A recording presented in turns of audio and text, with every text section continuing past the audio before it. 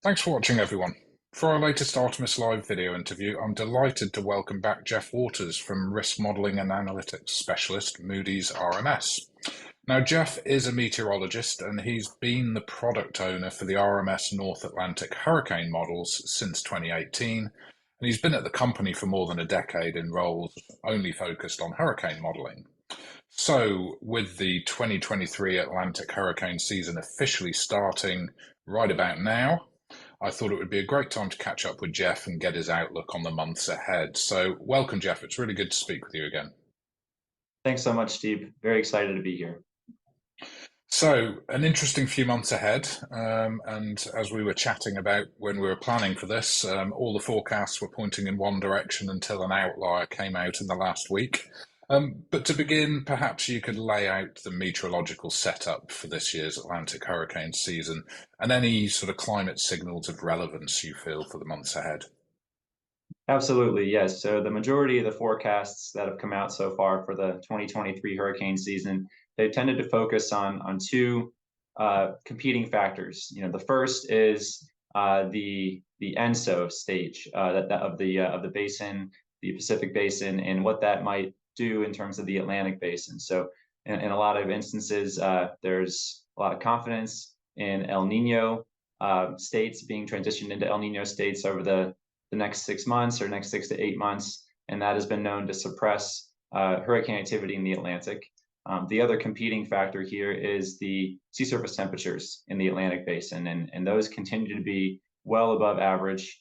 So you have two different competing items happening, and I think in a lot of instances, the forecasts that are coming out for this season are almost expecting the two to offset each other to an extent. And that's why the majority of forecasts have been hovering around there being an average season in terms of the number of named storms, number of hurricanes, number of major hurricanes. But as you just mentioned, some of the more recent forecasts that have come out have started to deviate from that average range there. So certainly pointing to some of the uncertainty that could play out over the next 4 to 6 months, and especially if one of those signals, whether it be the state of the basin in terms of sea surface temperatures or the transition to an El Nino state, if one of those happens earlier or later than expected, or perhaps the El Nino state isn't quite as strong as it's currently projected to be,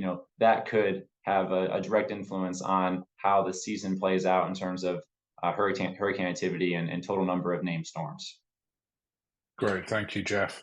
So, on the subject of El Nino, it's obviously a high-profile development this year, and it's a departure from the climate we've had for the last few seasons. Um, what do you think about its influence? I mean, obviously, it's difficult to say at this stage, but I think the forecast is for it to be relatively strong by sort of later in the hurricane season this year. I mean, how much of a factor is that typically? And what's your expectation?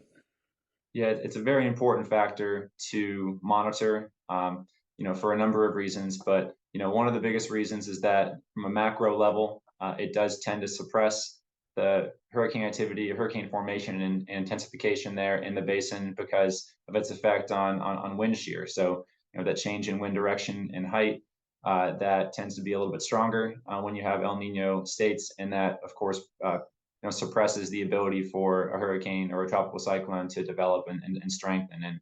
And that being said, as you mentioned, the strength of the El Nino state is certainly important to monitor as well. You can have weak El Nino and strong El Nino states, and the latest projections do hint and suggest a transition to a fairly strong El Nino state in the back half of the year, but there is some uncertainty around when that would actually happen. So if it happens much later in the hurricane season, for instance, past the climatological peak, which tends to take place in September, it might not have as big of an effect as you might think. But if that transition takes place sooner, and we do see that shift to a more strong or even just a more normal El Nino state, like perhaps during the August, September, October period, then yes, that will be happening around the climatological peak of hurricane season, and that's where we could see the biggest effects in terms of the ability to to keep the hurricane activity at bay. Uh, all that being said, though, we look at these projections over months or several months, and then there's a lot more of the intra-annual variability in terms of a season that can affect if and when hurricanes form and develop. So there's the overall trends that you look at over the course of the whole season, but there's also the subseasonal variability in conditions that can also amplify or suppress these projections that have come out. Yeah, and of course, it's always really down to where sort of landfalling storms, the fact that they actually reach land, but the location of where they landfall, and how much exposure concentration there might be in their way, and the values there, as to whether the insurance, reinsurance, or ILS markets see any major losses. Now, obviously, El Nino is one factor, but what other factors can play into sort of the potential for losses to be more meaningful for the marketplace? Yep. So one thing I'd want to acknowledge and comment on is the sea surface temperature side of this equation. The state of the basin is hinting at much warmer than average SSTs, particularly in the subtropical and the eastern part of the basin, and even in parts of the Gulf of Mexico. But not only that, we're also seeing or projecting to see warmer sea surface temperatures that are very close to the coast as well. So when that happens, you could see instances where a tropical cyclone or a hurricane could develop, strengthen, and threaten to make landfall very quickly with very short notice. So that's the kind of thing that we don't like to see, but unfortunately we've seen happen a bit more frequently on the last several years, because it directly affects the ability for either individuals, policyholders, or all the way up to organizations in different parts of the market to prepare and essentially be ready for a storm of that nature. And so looking at where these storms form, how quickly they can intensify leading up to landfall, that's certainly one thing that we keep an eye on. But in addition, if and when a storm makes landfall, there could certainly be varying levels of effects depending on where that storm makes landfall. So as you mentioned, Steve, in 2020, for instance, we had a number of landfalls in the Gulf, but in most of those instances, the landfalls took place in affected areas that were away from exposure dense areas or exposure centers. Granted that there were still quite a bit of exposures that were affected. So we do want to keep an eye on what parts of the coastline tend to be most populated and therefore at the biggest risk of loss. And then another thing I would mention too is looking at the various hurricane states and regions in the U.S. and even abroad outside of the U.S. And there's different parts of the region are in different stages of stability and recovery. If we see, for instance, another hurricane make landfall where Hurricane Ian made landfall last year in the southern parts of Florida, or maybe in Louisiana again, where Hurricane Ida made landfall in 2021, that's going to have much different effects, especially in areas that are either still recovering, or in Florida, there's quite a bit going on in terms of the overall stability of the market, the healthiness of the market.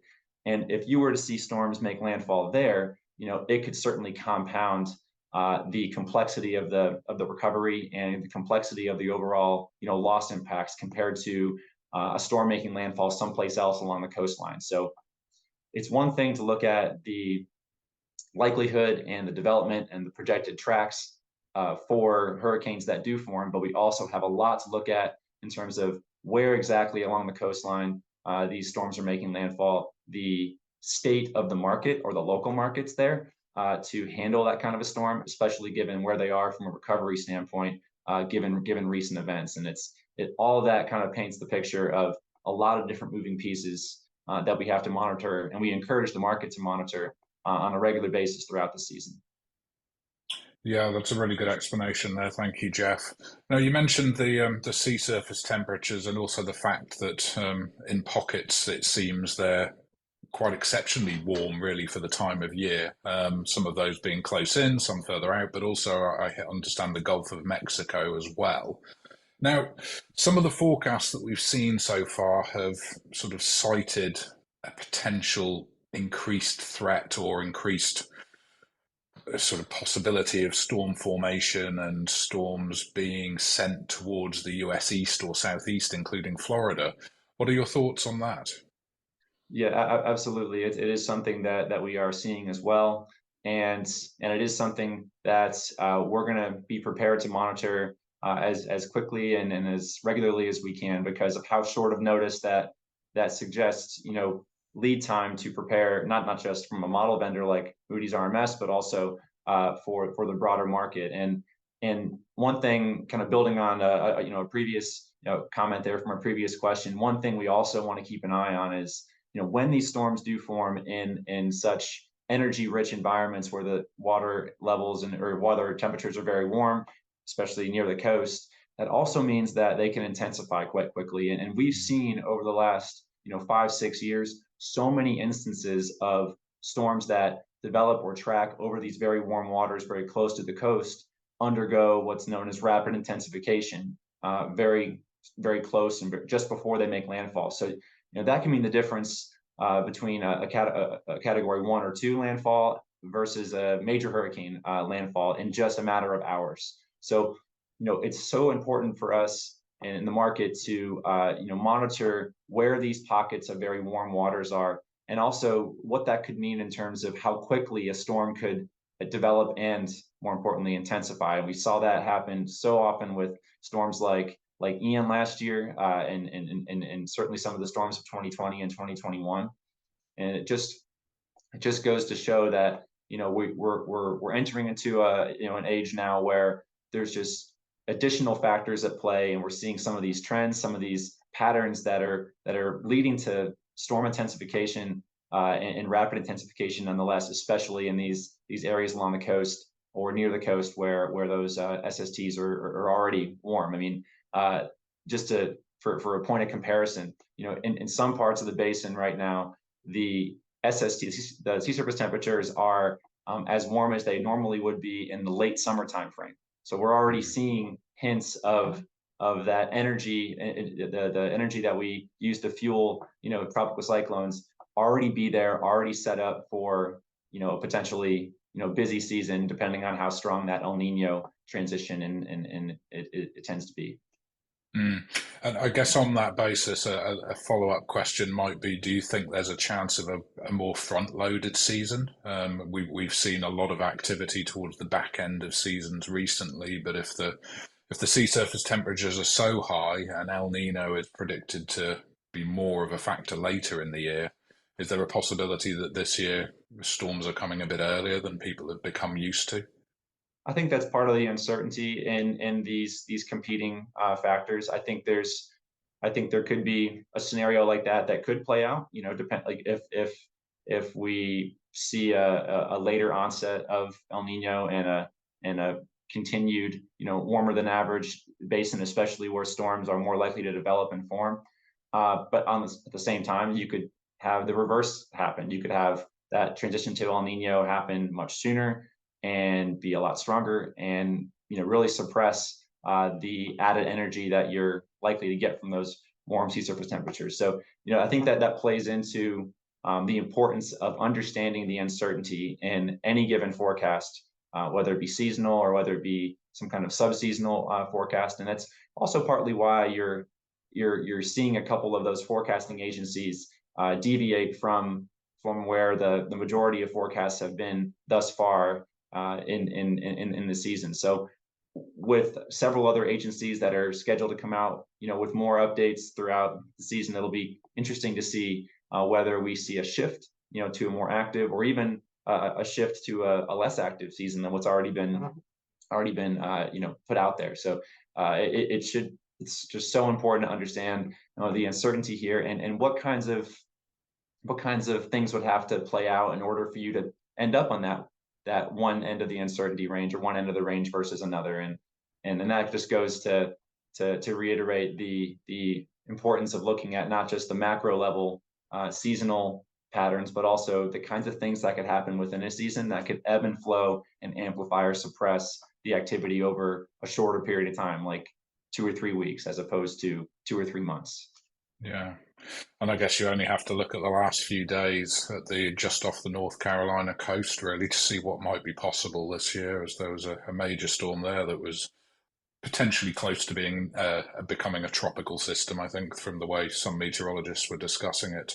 Of course, this also speaks to the need to understand your exposure as well, particularly for the insurance, reinsurance, and ILS market. And obviously, RMS, provider of risk models, and I believe you've got an update coming to the hurricane model soon. So perhaps you could give our viewers and listeners a brief sort of advance overview of what's coming and what's changing. That's yeah, happy to do that. And you're exactly right. We do have an update coming for our North Atlantic hurricane models. It's scheduled for release in June, and it represents a pretty sizable advancement in our modeling framework and just the overall innovation of our CAT models here from a hurricane perspective. We're incorporating a lot in the way of new data, new learnings, new research. A lot of that stems from recent events, like over the last 4 or 5, 6 years, including events all the way up to and including Hurricane Ian from last year. So the ability to gather those insights and then fold those into the model to keep that view of risk as up to date as possible. That's such a paramount priority for us from a CAT modeling perspective. And so when you look at this update that's coming, it's all parts of the model are being updated in some way, shape, or form, in some capacity. And perhaps one of the biggest areas that we've progressed this model is from a vulnerability standpoint. We've been fortunate enough to bring in a lot in the way of new detailed claims data, and that certainly helps us get a better sense of how our curves are developed and calibrated. But the additional byproduct of this is it gives us the ability to also expand the breadth of the way in which the model is reflecting unique damage curves. So we've actually expanded the number of unique damage curves on the order of 50% or more in this update to improve the way in which risk is reflected and differentiated within and across regions and within and across building characteristics. And a lot of that is stems from pulling in new data and some of the insights, the great new research that's being conducted and led throughout the market from various organizations like the IBHS, for instance. And also some of that comes from us on the Moody's RMS side, putting our engineers on the ground following events like Ian and other recent events to survey the extent and the damage profiles of the affected areas firsthand. And we know we're not the only ones to do that, but it certainly helps complement any in situ data we're bringing in or any kind of claims data. It all kind of serves as pieces of the puzzle, so to speak, and to give us or allow us to reflect this ever evolving risk landscape here from a hurricane perspective as accurately as we can and as comprehensively as we can. So that's the kind of update we're looking to release over the next few weeks. But as another point to make, because you mentioned the importance of understanding your exposures, it's so critical to make sure that whether no matter what part of the insurance value chain you're in, the primary side, the reinsurance side, or the ILS side, understanding and having an up-to-date view of industry exposure, industry valuation, understanding to what extent inflationary trends are being folded into and reflected into that exposure at risk, for instance, that is also something that's very much a top priority from a Moody's RMS perspective. So sitting next to and complementing the updated, hurricane model, we're also updating our industry exposure databases for U.S. hurricane and for Caribbean hurricane. So that allows us to bring in, a lot in the way of these inflationary trends, all the way up to and including the beginning of 2023, in addition to a number of other new pieces of information about the building stock at risk, the replacement costs, and even some updated insurance terms and conditions. So collectively, and you bring it all together, it's an update to our model. And then for those who rely on the industry exposure database for that up-to-date view of industry exposure at risk, that's also something that's being updated, and it does allow us to kind of bring all that up to kind of where we are today in terms of capturing this dynamic risk landscape. Sounds very comprehensive, and good to hear inflation mentioned as well. It's such a hot topic still, and with some of the news that came out of California in the last week that what was it, the building replacement costs are accelerating still faster than inflation when inflation itself is so high. It really is critical for the industry to get on top of that and be able to analyze their portfolios Yep. accurately. So, Absolutely, and just to add to that, we talk about this blanket term of inflationary trends, but there's so many other pieces there that kind of fit into that kind of a statement. So we talk about the cost to replace a structure, the labor cost, the impacts on the supply chain. So there's so many different facets of a statement like inflationary trends. So I'm glad you elaborate a little bit there on all these different things that play into um, having an up to date and currently valued book of risk or book of exposure that you're assessing. yeah, it's really an important factor and can't be underplayed at the moment. I mean, it's had such a significant effect on the marketplace as well as on the risk, as people try to ensure they have the capital available for the expanding exposure that they're taking on and keeping and holding. So finally, perhaps from sort of the reinsurance industry point of view, what do you think are the critical things to remember as this hurricane season begins? I think one of the most important things that can't be understated and can't be stated enough is just how no matter what the forecast is for a season, whether it be very active, very inactive, or somewhere in the middle. We've said this before, and a number of other organizations out there are saying it too, and reminding the market that all it takes is one storm to make landfall that can completely reshape how you think of a season and also reshape how you think of the state of the market. We saw Hurricane Ian last year be one of the only notable landfalling storms in the U.S. And of course, that was a big one. Ended up being right now the costliest Florida hurricane in history. So that's a reminder we're consistently trying to tell our users and the broader market. And so that's one thing to keep in mind. And not only that, understanding that not all things are equal in terms of if and when a landfalling storm does take place, in the recovery, what that overall loss impact looks like, what that recovery looks like, especially if we see a major landfalling storm in a place that's still going through that recovery process in the likes of Florida or parts of Louisiana. There's also bigger questions too on the effect of recent reforms and recent legislation in places like Florida that are trying to curb the impacts of things that can really amplify the cost of a claim or the overall loss picture. So things like social inflation and assignment of benefits, which is a subcomponent of social inflation. There's a lot of reforms and legislation that have been passed to try to stabilize and curb those impacts. So it'll be interesting to see if there's a storm that makes landfall in a place like Florida, how effective